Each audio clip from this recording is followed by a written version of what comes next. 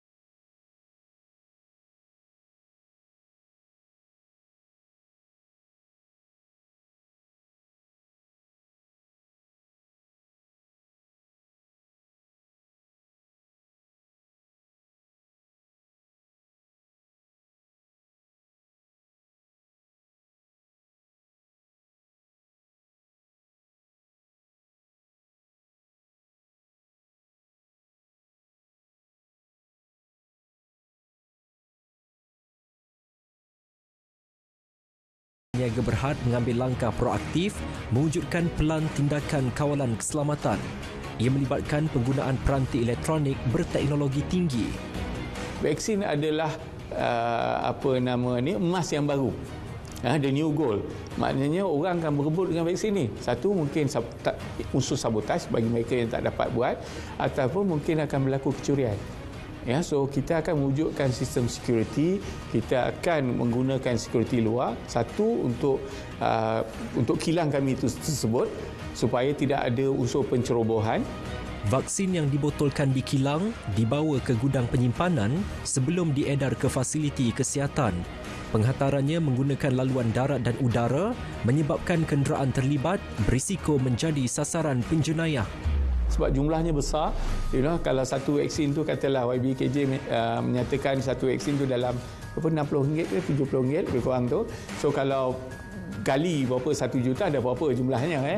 So takut ada elemen, lori ada tapi barang dah tak ada. So kita ada juga escort services yang akan kita buat dari segi menghantar daripada kilang kami ke gudang kami dan juga daripada gudang kami ke hospital. So kita akan mewujudkan end-to-end security bila perlulah mengikut keperluan itu sendiri.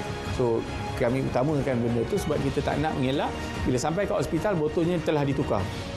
Sistem pemantauan berasaskan internet kebendaan IoT diletakkan pada setiap pengangkutan bagi mengesan pergerakannya sepanjang proses pengedaran.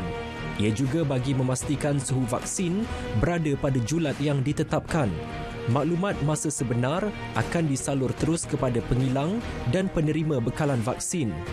Kita boleh lihat trend ataupun nak mengetahui nak menganalisa kita punya jadual penghantaran dan juga laluan yang terbaik agar speed, maksudnya kita dapat membuat penghantaran dengan lebih cepat, tepat dan maklumat tu dapat disampaikan kepada pihak pelanggan sebelum ketibaan lori tersebut agar persediaan di pihak fasiliti kesihatan tersebut dapat dilakukan lebih awal.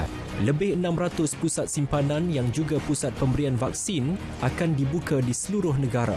Pharma Niaga Berhad akan membekalkan 14 juta dos vaksin CoronaVac COVID-19 buatan China kepada Malaysia.